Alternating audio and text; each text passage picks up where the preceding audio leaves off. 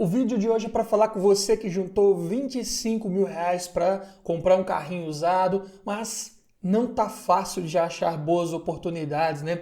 Eu sei, eu entendo. Então, por isso que eu separei aqui várias sugestões de veículos nessa faixa de preço para você que quer um carro confiável que dê para utilizar aí no dia a dia. Sendo assim, vamos para o primeiro aqui da nossa lista. Um tanque de guerra para você utilizar no trânsito urbano mais pesado, economizando combustível, para ir para a roça também quando precisar. Estou falando aqui do Fiat Uno Mille Way Economy 1.0 Flex manual, carroceria 4 portas, ano 2009. Esse carro hoje está avaliado em R$ 24.208 de acordo com a FIPE. Eu sei, tem vários anúncios aí com esse carro um pouco acima da FIPE, um pouco abaixo, né? Você vai ver esse carro aí anunciado por 26, 27, 28, mas vai depender muito do estado de conservação. Uma coisa é o dono estar anunciando, outra coisa é vender acima da FIPE, tá? Não vai pensando que está sendo tão fácil assim vender carro acima da FIPE, a não ser que seja um carro extra mesmo, de baixa quilometragem, um carro que foi muito bem cuidado mesmo, tá? Mas se você procurar, ver aí vários anúncios, negociar, vai ver que vai encontrar boas oportunidades. Tudo depende também da necessidade, da urgência do vendedor. Por isso que eu falo, é muito bom comprar de quem quer vender e vender para quem quer comprar. Não adianta você querer comprar de alguém que não está muito interessado em vender, ele vai colocar aquele preço lá em cima e vai ficar segurando, porque para ele vender ou não vender, tanto faz, né? Mas para quem realmente quer vender, pode olhar aí que os preços não estão tão exagerados assim não. Estou vendo isso aqui na minha região, vejo vários anúncios dessa forma e é o que de fato está acontecendo. Tá fácil achar esses carros? Não tá fácil, mas nunca foi fácil também, né? Então, dito isso, vamos falar aqui desse Fiat Uno, né? Motor Fire, muito confiável, resistente, atenção por prazo de troca da correia dentada, mas tem números de potência e torque aqui suficientes para um carro que ainda é leve. Na prática, você vai ter uma boa agilidade para o trânsito urbano, para ir e voltar do trabalho. Câmbio manual de 5 marchas, mecanicamente bem confiável, mas é um câmbio de engates mais imprecisos de alavanca. Isso aí é de praxe em praticamente todo Fiat, né? Porta-malas 290 litros, para um hatch tá ok, dá para carregar ali as compras do supermercado, dá para levar bagagem de até 2, 3 pessoas, não muito mais que isso.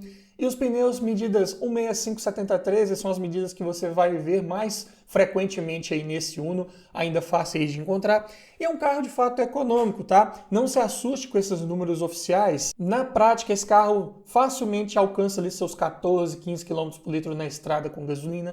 Dentro de cidade, 9, 10, até 11 km por litro também é tranquilo de conseguir, claro, dependendo da sua forma de guiar, do trajeto, do trânsito que você pegar, e também dependendo se o carro está revisadinho, se está usando combustível de qualidade, né? Então tudo isso influencia realmente no consumo. Infelizmente não vinha com nenhum equipamento de série, tudo era opcional no Uno. Mas para esse modelo em específico, mesmo se você pegar ele sem nada de equipamentos, ainda assim vai ter um bom mercado, vai ter uma boa revenda. Se puder pegar, pelo menos com direção hidráulica, vai facilitar demais aí no seu dia a dia para você manobrar, estacionar. É um carro que também podia vir com vidro elétrico nas portas dianteiras, travas elétricas, alarme.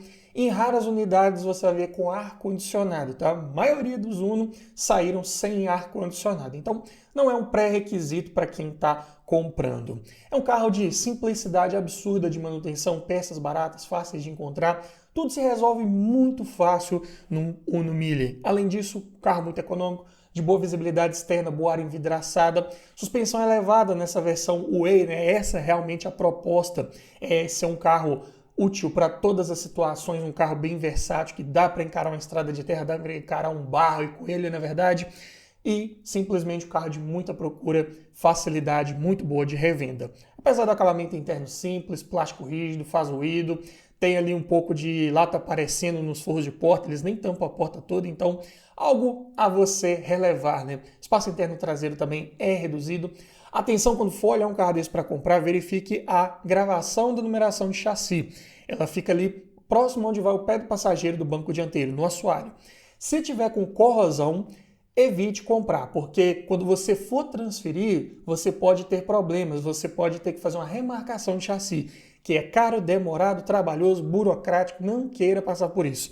Então, ponto importantíssimo para você olhar no Uno desse. E não só isso, mas também tem que verificar todo o histórico de manutenção, ver se é um carro que passou pelas manutenções preventivas, trocou o óleo no prazo correto, está usando o óleo correto para você não ter problemas de entupimento, formação de borra, que pode ser caro de resolver, se trocou ele uma correia dentada para você também não correr riscos aí com esse motor.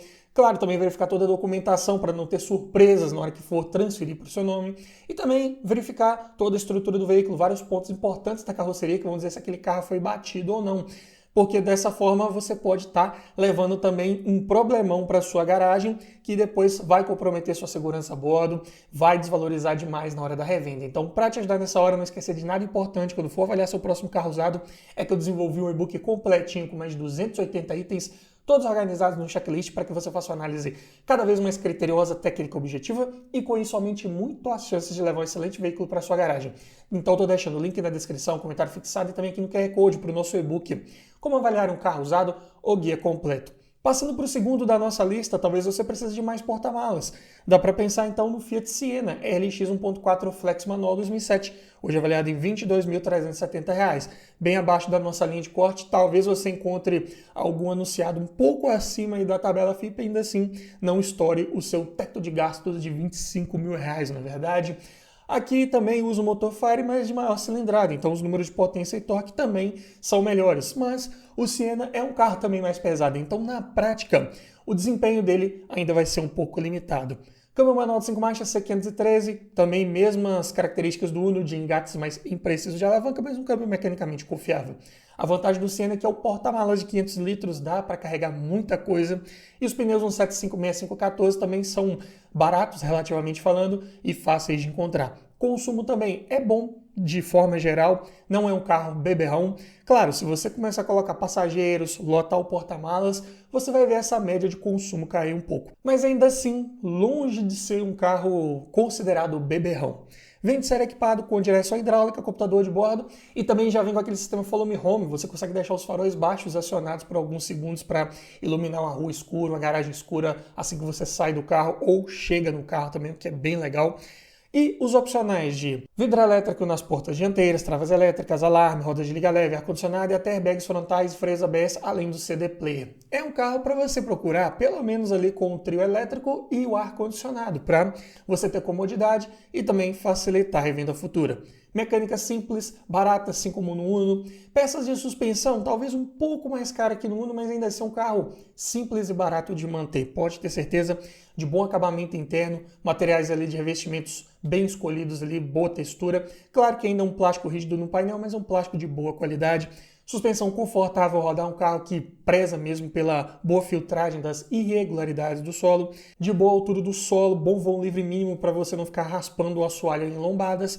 Porta-malas de excelente capacidade, um carro de bom custo-benefício, entrega bastante em tecnologia embarcada nessa faixa de preço. Mas é claro, ainda é um carro de espaço interno traseiro reduzido, não tem aquela boa estabilidade, é um carro que rola mais carroceria por ter essa suspensão mais macia, né? E o desempenho do Siena com motor 1.4 ainda é um pouco limitado. Eu diria que o Uno é até um pouco mais espertinho do que o próprio Siena.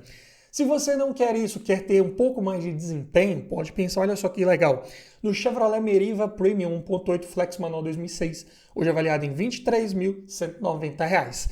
Aqui usando o motor GM Família 1, comando simples no cabeçote, sincronizado com correia dentada também, mas entrega números de potência e torque bem superiores aos motores Fire. Para um carro que ainda é um pouco pesado, mais pesado que o Siena, ainda assim tem potência e torque de sobra para ter boas retomadas de velocidade, uma boa relação peso-potência. Câmbio manual de 5 marchas de relações um pouco mais alongadas até para aproveitar o desempenho desse motor e engates de alavanca um pouco mais precisos. O porta-malas tem 390 litros, é bem maior do que o do Uno, mas não chega a ser tão bom quanto o do Siena. Fica ali no meio termo, dá para levar bagagens de 3 a 4 pessoas sem maiores dificuldades, tem banco traseiro rebatível de série, e os pneus 85/60/15 naturalmente vão ser um pouco mais caros do que os anteriores Aro 13 e 14 que eu falei, mas ainda assim, para Aro 15, preços na média. O ponto negativo é que esse carro não vai ser tão econômico assim, tanto dentro da cidade quanto na estrada, os números de consumo são um pouco desanimadores. Mas vem equipado de série com direção hidráulica com ajuste de altura da coluna, trio elétrico completo, rodas de liga leve, ar-condicionado, ajuste elétrico de altura dos faróis baixos, também tem o sistema Follow Me Home para manter os faróis baixos acesos, faróis lanternas de neblina, vem com aquele mostrador de informações triplo no painel, né, informando data, hora e temperatura externa, além de um CD player. Os opcionais aqui são airbags frontais e freios ABS. Se encontrar com esses itens, melhor ainda para sua segurança a bordo, né? Mas não são tantas unidades assim que saíram com esses opcionais. Então, não é algo tão importante que tenha nos carros pensando do ponto de vista da revenda. Muita gente não vai exigir isso nesse carro porque é um projeto mais antigo, né? Airbag e ABS nessa época era luxo ter nos carros. Então tudo certo, mas pensando na sua segurança a bordo, sim, se tiver, é muito positivo. É um carro de também boa confiabilidade mecânica, não é caro de manter, peças você acha com facilidade, o desempenho é bom, o espaço interno traseiro também, é um carro de teto alto, né? Basicamente é um Corsa mais altinho, mais bombado, é uma minivan do Corsa de terceira geração. Então um carro bem mais versátil, de boa capacidade de porta-malas, boa altura do solo. A Meriva tem uma suspensão um pouco mais elevada também comparado com o Corsa, o que favorece passar por lombadas, por isso também entrega uma boa relação custo-benefício. Em detrimento de você ter um consumo de combustível mais elevado. Naturalmente é um carro que passa por certa escassez de peças de acabamento, não é um veículo que vendeu tanto assim quanto o Corsa, então algo mais específico da Meriva hoje pode ser um pouco mais difícil de encontrar. Não à toa, a revenda da Meriva também é um pouco mais demorada.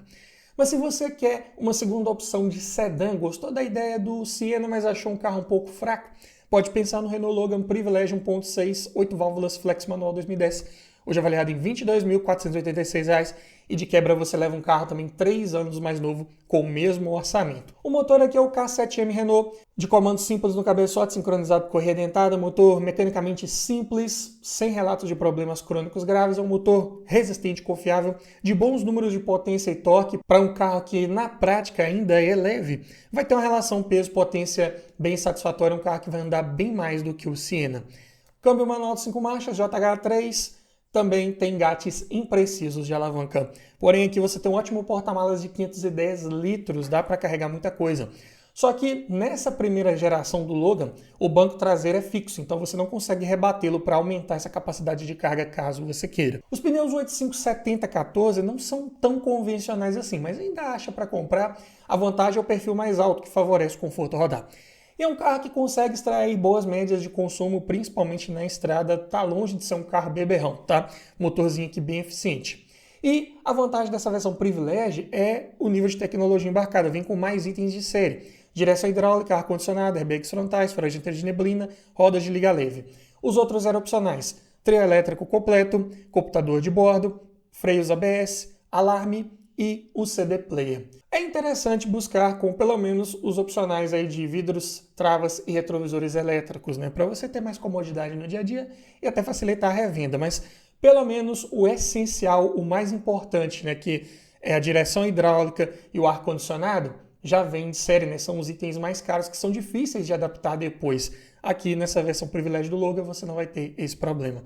Motor simples, confiável, manutenção barata, peças que você acha com facilidade, não só de motor, mas câmbio, suspensão, freios.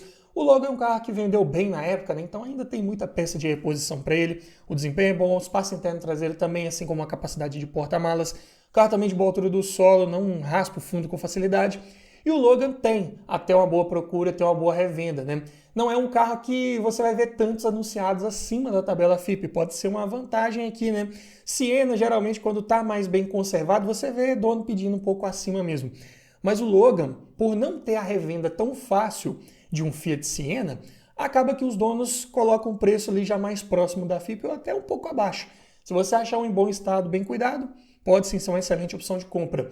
Apesar do acabamento interno também simples, plástico rígido, costuma fazer ruído. Step vem localizado embaixo do veículo, de ruim acesso, ruim de tirar, colocar de volta. Atenção quando eu estiver olhando um Logan para comprar, esses de primeira geração costumavam passar por problemas de folga em caixa de direção. Faça um test drive, nunca compre um veículo usado, principalmente, né, sem fazer um test drive para você identificar esses possíveis problemas. E também muito comum de vazar óleo pela coifa do semi-eixo do lado do câmbio, algo para você também olhar ali debaixo do veículo, se possível leve no seu mecânico de confiança, né? Peça para subir esse carro no elevador, verifique ali a parte inferior se não está passando por esse tipo de problema. Vamos falar agora de carros de porte um pouco maior, né, mais bem equipados, com motores maiores, com acabamento interno um pouco melhor também para quem curte, né? Podemos citar aqui uma boa relação custo-benefício, que é o Nissan Tiida SL 1.8 Flex Manual 2009. Hoje avaliado em R$ 24.100. Dá para pegar 2 anos mais novo, né, do que um próprio Siena, pagando ali em torno de R$ 1.700 a mais, né? Mas você tem aqui um baita hatch médio, né, com mais espaço interno e um motor de melhor desempenho, né? Estamos falando aqui do MR18DE Nissan, duplo comando no cabeçote sincronizado por corrente. Então aqui dispensa troca periódica preventiva, aquelas trocas tão frequentes quanto seria um sistema de correia dentada, né? E vem com variador de fase para admissão. Com isso ele consegue extrair bons números de potência e torque para um carro que é um pouco pesado, ainda assim na prática vai entregar boas retomadas de velocidade, boas respostas ao acelerar. Com a cereja do bolo aqui, que é o câmbio manual de 6 marchas, então você vai ter da primeira à quinta marchas um pouco mais encurtadas para dar agilidade quando você precisar. Mas quando você quiser economizar um pouco de combustível, joga uma sexta, baixa o giro e aí você tem velocidades de cruzeiro com uma rotação menor e menor consumo. O porta-malas é pequeno, 289 litros, aqui é praticamente o porta-malas de um Uno, né? Com banco traseiro bipartido de série, algumas versões vinham até com esse banco traseiro reclinável para dar um pouco mais de conforto para quem vai ali. Mas levar bagagens de todo mundo aqui nesse carro não vai ser uma tarefa muito fácil. Pelo menos o banco traseiro é bipartido de série. Pneus 856-515, fáceis de encontrar, de substituir. E o consumo ainda é relativamente bom, se tratando do porte, do peso desse veículo. Na estrada, principalmente, não vai ser aquele carro tão beberrão. A versão SL é a top de linha, então vinha com tudo de série. Direção elétrica com ajuste de altura da coluna, treino elétrico completo, roda de liga leve, ar-condicionado digital automático, computador de bordo, bancos em couro, controlador de velocidade, teto solar, além de chave presencial, airbags frontais, freios ABS, farol dianteiro de neblina e um CD player com volante multifuncional. Para um hatch médio 2009, eu diria que vem muito bem equipado, um concorrente direto aí do Vectra GT, do Golf, do Astra Hatch, né? É um concorrente meio esquecido, né, no mercado, mas pode sim ser uma ótima opção de custo-benefício. É bem mais barato do que qualquer um desses concorrentes que eu acabei de falar. Com a mecânica tão confiável quanto, não só de motor, mas câmbio, suspensão, freios, naturalmente o custo de manutenção aqui é um pouco mais elevado, né? Estamos falando de um carro de porte médio que vinha importado do México, peças ali mais bem dimensionadas, então não é um carro popular que estamos falando aqui, né? Agora é um carro numa pegada, num patamar um pouco acima, mas de bom desempenho, boa lista de equipamentos, excelente espaço interno traseiro, versatilidade, né, com aquele banco traseiro reclinável, bipartido. Você tem também um bom acabamento interno de uma forma geral, com destaque para os bancos que são bem confortáveis. E por essas outras razões também um carro de boa relação custo-benefício, também entrega muita instabilidade em curvas. Não é aquele carro de suspensão boba ali nas curvas, é um carro já mais plantadinho no chão. Mas tem alguns pontos de atenção também que valem ser mencionados, né? Algumas peças de acabamento desse carro também são um pouco mais caras. Também tem relatos de folga em caixa de direção. Atenção aí para você fazer um test drive antes. Além disso, recall para airbags frontais, né? Da linha 2007 a 2012. Muitos estão envolvidos nesse recall, né? Então, quando for olhar um carro desse para comprar, verifique a numeração de chassi lá no site da montadora, se não tem nenhum chamado para ele, né? Senão você também hoje não consegue transferir um carro para o seu nome se ele estiver devendo algum recall. Além disso, falta ponteiro de temperatura do líquido de arrefecimento no quadro de instrumentos. A frente desse carro é um pouco baixa, tá? Então pega um pouco mais em entrada e saída de rampa de garagem. Não é homologado para receber reboque, carretinha não dá para puxar um trailer com ele. E naturalmente a revenda do Nissan Tiida é bem mais demorada do que um Vectra GT, um Golf ou um próprio Astra. Se você não liga muito para isso, quer mesmo é tecnologia, quer custo-benefício, pode pensar também, olha, no Renault Megane Grand Tour Dynamic 2.0 gasolina manual 2008, hoje avaliado em R$ 23.257. Não esqueci de você que gosta de uma perua, de uma Station Wagon, estão em extinção hoje no mercado, mas eram carros bem versáteis ali dos anos 90, início dos anos 2000, carros que eram equivalentes aos SUVs de hoje, né? Mas muito mais bonitos, na minha opinião, tá? As peruas têm o seu lugar ainda no mercado de usados e podem ser carros muito versáteis para várias situações. Aqui equipado com motor 2.0 F4R Renault, baita propulsor confiável, é sincronizado por correia dentada, então atenção para o prazo de troca.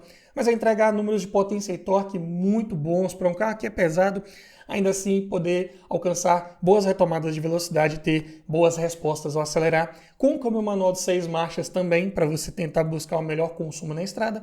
E aqui temos um excelente compartimento de bagagens de 520 litros, dá para carregar muita coisa.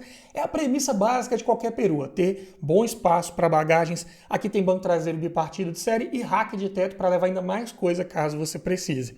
Pneus 205/55/16, naturalmente um pouco mais caros. E os números de consumo oficiais também são um pouco elevados, né? Um carro que não é tão econômico assim. Você provavelmente vai conseguir números um pouco melhores na estrada, mas não tão melhores assim. Você ganha na tecnologia embarcada. Série com direção elétrica, com ajuste de altura e profundidade da coluna, trio elétrico completo, roda de liga leve, ar-condicionado com porta-luzes climatizado, computador de bordo, controlador de velocidade com limitador, airbags frontais, freios ABS, faróis e lanternas de neblina e um CD player com comandos na coluna de direção. Como todo bom carro francês de época, né? Mas é um carro de baita nível de tecnologia embarcada, excelente acabamento interno, materiais ali de ótima textura no painel, forros de porta, bancos em veludo de excelente qualidade, era um dos melhores acabamentos que tinha nessa época, motor confiável de bom desempenho, suspensão entrega boa estabilidade com bom nível de conforto ao rodar, mas ela acaba sofrendo um pouco mais com as nossas ruas e estradas, tá? Mais comum estourar ali uma bucha de bandeja, um coxinho, uma bieleta, algo para você ter em mente.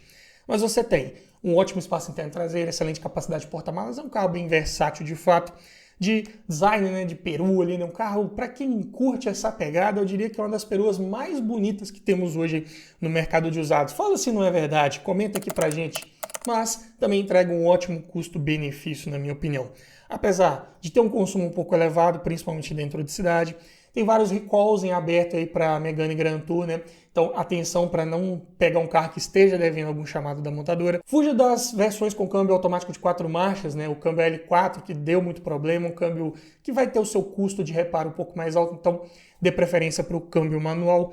Apesar de também já ter certa escassez de peças de acabamento, não é um carro que vendeu tanto, então, ainda mais hoje, né, já com seus quase 20 anos de fabricação, é um carro que passa por escassez de peças de acabamento. Com isso, a revenda da Megane Grand Tour também fica um pouco mais complicada, né? Perus, de uma forma geral, tirando a Toyota Fielder, tirando a Paraty, talvez ali uma Palio Weekend, né, mais antiga, as outras, hoje em dia, já ficam um pouco mais deixadas de lado no mercado, né? O mercado das peruas foi caindo ano após ano, ali de 2008, 2010 em diante, os SUVs foram tomando conta, né? Então aqui temos um carro que entrega bom custo-benefício, mas muita gente não gosta mais desse tipo de design. Se você quer mercado, quer facilidade de revenda acima de tudo, uma das melhores opções seria o Chevrolet Astra Sedan Elegance 2.0 Flex Manual 2005, avaliado em R$ 24.980. Nesse ano de 2005, o Astra começou a vir com o motor Flex, né, que é o GM Família 2, sincronizado com correia dentada, mas de ótimos números de potência e torque, bom torque em baixa, para um carro que não é tão pesado, na prática vai ter ótimas retomadas de velocidade, um carro bem esperto aí na estrada, com câmbio manual de 5 marchas de engates bem precisos e relações um pouco encurtadas para dar ainda mais agilidade. O porta-malas tem 460 litros, ok para um sedã de época, com banco traseiro bipartido de série. Pneus, mesmas medidas da Megane Grand Tour, também um pouco mais caros. E o consumo do Astra, na estrada, ele ainda vai ser aceitável. Mas dentro de cidade, de fato, é um carro que é beberrão, infelizmente. Vem de série equipado com direção hidráulica, com ajuste de altura e profundidade da coluna, trio elétrico completo, rodas de liga leve, ar-condicionado digital automático, retrovisor fotocrômico, faróis dianteiros de neblina, airbags frontais e um CD player. É um carro também de ótima robustez mecânica, boa oferta de peças, é um dos carros de porte médio mais baratos de manter, que tem mais peças disponíveis no mercado. Vendeu bastante o Astra, né? Os motores GM Família 2 também equiparam vários carros da Chevrolet durante muitos anos, então tranquilo de manter, o desempenho é bom, a suspensão bem confortável, sem perder a estabilidade, bem equilibrada essas duas características, acabamento interno bom nessa versão elegância, né? Painel material macio toque, bancos em tecido de ótima qualidade, espaço interno traseiro também é excelente, assim como a capacidade de porta-malas, carro de bom custo-benefício e de boa revenda, tá? O Astra é um dos mais procurados na categoria, nessa faixa de preço. Apesar do consumo elevado e de ser um carro baixo em relação ao solo, tá? Cuidado com lombadas mais altas, porque pega o fundo mesmo aí. Mas se você quer uma outra opção de veículo mais tecnológico, um concorrente direto do Nissan Tiida seria o Fiat Stilo Sport 1.8 Flex Manual 2008, hoje avaliado em R$ 24.664. Aqui já pós-facelift ganhou aquela lanterna traseira em formato de T, né? Para-choque dianteiro também redesenhado, mas mantendo o seu motor GM Família 1 fornecido aí pela Chevrolet de bom torque em baixa, bons números de desempenho, mais simples de manter, é um motor que você ainda acha peças com facilidade, né? É a versão mais tranquila de você manter hoje aí de um Fiat Stilo. Para um carro que é pesado, na prática ainda vai ter uma retomada de velocidade satisfatória. Câmbio manual de 5 marchas C510 é a mesma base lá do C513, do Uno e do Siena, só que aqui com um pouco mais de resistência ao torque de entrada para esses motores de maior desempenho, mas também de engates ainda imprecisos de alavanca, que infelizmente não é nem de perto a proposta, né, desse carro, né, Sporting, versão Sporting, você imagina algo esportivo, de melhor dirigibilidade, né, engates mais precisos de alavanca, infelizmente não é o que acontece aqui no estilo. O porta-malas tem 380 litros de capacidade, bem melhor que o Tida, o banco traseiro bipartido de série, mas os pneus medidas 215 50/17 vão ser ainda mais caros de substituir. Perfil baixo, aro maior, deixa esse carro mais pesado e também por ser um pneu mais largo atrapalha no consumo de combustível, de fato também é outro carro mais beberrão, infelizmente. Mas aqui você ganha também na tecnologia embarcada. De série, esse carro já vinha com direção elétrica com ajuste de altura e profundidade da coluna, trio elétrico completo, rodas de liga leve, ar-condicionado digital automático com saída para o porta-luvas, computador de bordo, controlador de velocidade, teto solar elétrico panorâmico, né? Aquele teto com várias folhas que destacou esse carro aí para os concorrentes, né? Mas é um teto com a manutenção ali que você tem que fazer e você tem que verificar também antes de comprar. Ver se o dono anterior cuidou bem desse teto, né? Fez um alinhamento periódico dele, porque com o rodar ali, né, principalmente em ruas e estradas não tão bem pavimentadas, ele tende a desalinhar as folhas e começar realmente, de fato, a vazar água ali para dentro. E também os drenos desse teto, né, que levam a água de chuva lá para baixo da carroceria, tem que estar desobstruídos. Isso também é uma manutenção preventiva básica de quem tem carro com teto solar, né? E para você saber se foi feito da forma correta, não tem muito segredo, né? É pegar um balde d'água e fazer o teste ali, né? Se o dono permitir, né? Imagino que permita, né? Porque se tiver cuidado bem, não vai ter muita objeção. Mas é algo para se testar, não precisa jogar um baldão lá, molhar o carro todo, não. Joga só um pouquinho ali, né, nos cantos do teto para ver se realmente não vai pingar água dentro do veículo, né? Ou se a água não vai voltar pelo dreno ali, né? Então fica ligado nesse detalhe. Além disso, vem com airbags frontais, freios ABS, faróis de lanterna de neblina e um CD player com entrada USB, conexão Bluetooth e volante multifuncional. E ainda tinha uns opcionais interessantes, bancos em couro, faróis limpadores de acionamento automático, retrovisor fotocrômico, airbags laterais de cortina, controle de tração e sensor de estacionamento traseiro. Aqui, de longe, é o mais tecnológico dessa lista até o momento. De boa confiabilidade mecânica, em parte mecânica, é o mais tranquilo de manter, como eu falei, é o que é mais fácil de encontrar peças de reposição, suspensão do estilo. Claro que aí já vai ser componentes mais bem dimensionados, um pouco mais exclusivos desse carro, um pouco mais caros de você substituir, mas ainda assim, para a categoria, é aceitável. Vai ter uma boa estabilidade, um carro que curva com mais segurança em curvas, de boa lista de equipamentos, bom nível de tecnologia embarcada, ótimo acabamento interno. O espaço interno traseiro também é ok, adequado para a categoria, para a época desse carro.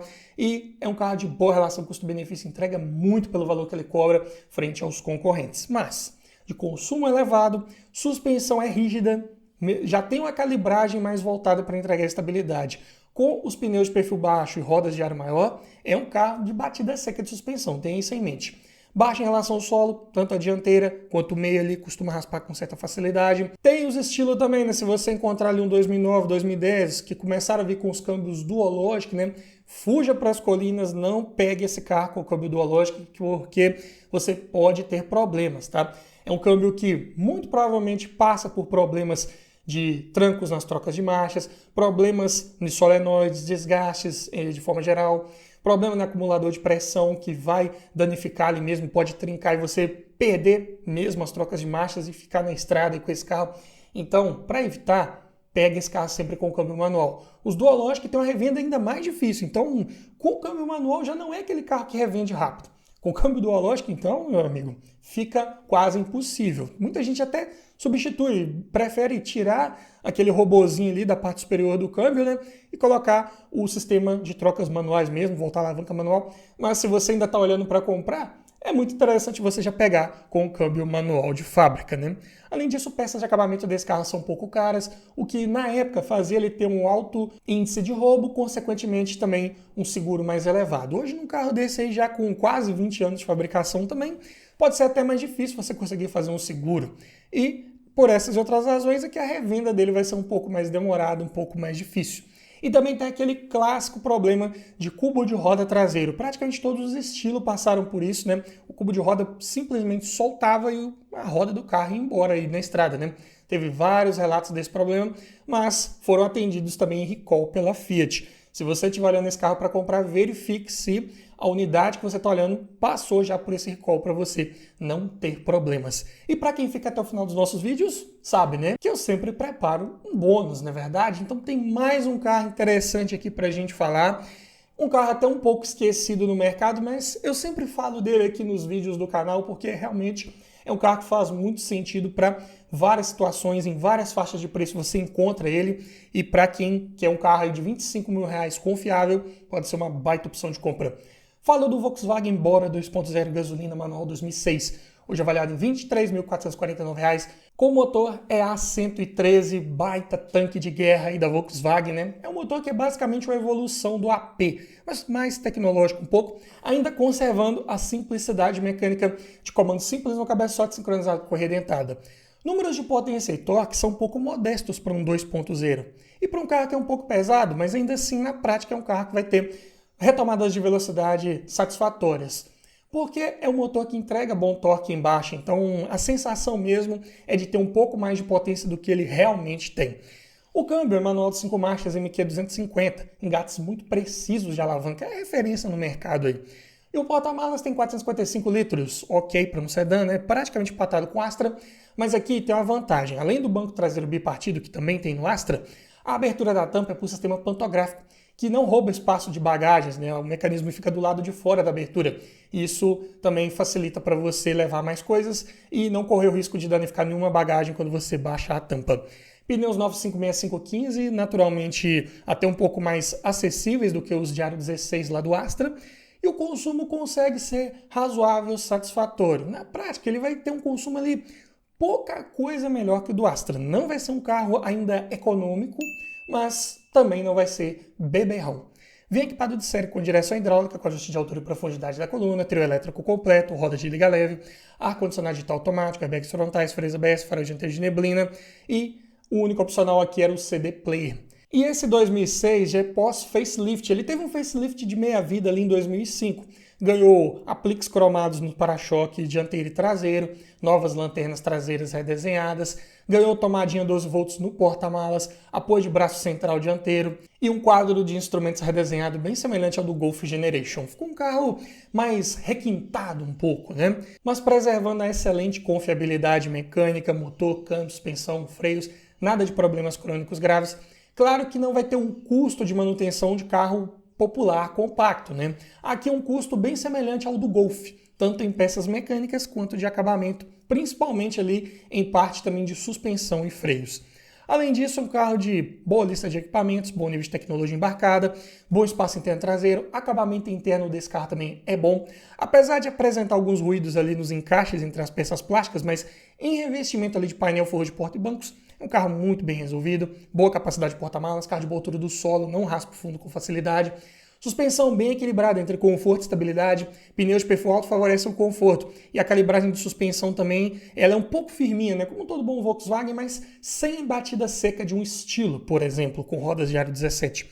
Então na prática aqui você vai ter um bom meio termo de comportamento dinâmico, prazeroso ao guiar, carro bem ergonomicamente correto, né, de você estar ali a bordo, estar dirigindo, não à toa entrega uma boa relação custo-benefício. Apesar de também ser um carro que vinha importado do México, então hoje peças de acabamento externas, principalmente, são um pouco mais difíceis de encontrar e, consequentemente, mais caras. É um carro que falta computador de bordo, que vários concorrentes já entregavam, né? Vale mencionar aqui. Farol de foco simples também, o que quase nenhum concorrente tinha. Então aqui você tem uma iluminação um pouco fraca, né? Quando você usa o farol alto, ele vai iluminar bem longe, mas a iluminação mais próxima fica ruim, porque o foco do baixo apaga nessa hora, não fica ali os dois acesos ao mesmo tempo. Então é um ponto negativo na minha opinião. E não à toa é um carro de revenda um pouco mais difícil. E detalhe, esses Bora até 2007 vinham com câmbio automático de 4 marchas também como opcional, que mecanicamente era um câmbio ainda confiável, mas hoje, num carro desse que já está com seus 20 anos de fabricação, pode ser que você precise fazer uma manutenção corretiva nesse câmbio, nada dura para sempre. E a manutenção desses câmbios de 4 marchas da Volkswagen é bem mais cara, não queira pegar um câmbio desse para dar manutenção. Ele usa um óleo diferente ali para o diferencial interno dele, é um câmbio mais complexo, tá? E que costuma dar alguns probleminhas também. Então, pegue esse carro também sempre com câmbio manual. Os 2008 em diante que vieram com câmbio de 6 marchas, aí sim até dá para pegar automático, mas esse aqui até 2007 leve com câmbio manual. Mas agora me fala você, frente a todas essas sugestões aqui, qual desses carros você compraria hoje? Faltou algum outro carro até 25 mil reais que você conhece, sabe que é bom e que eu esqueci de trazer nessa lista? Comente aqui abaixo, quero ouvir a sua opinião, quero ouvir a sua sugestão. E se você gostou desse vídeo e quer ver mais sugestões de veículos até 25 mil reais agora, não quer esperar o próximo vídeo, eu vou deixar aqui, olha, um outro vídeo que eu fiz recentemente com mais sugestões de veículos para te ajudar a escolher a melhor opção para sua garagem. Então, tô te esperando lá.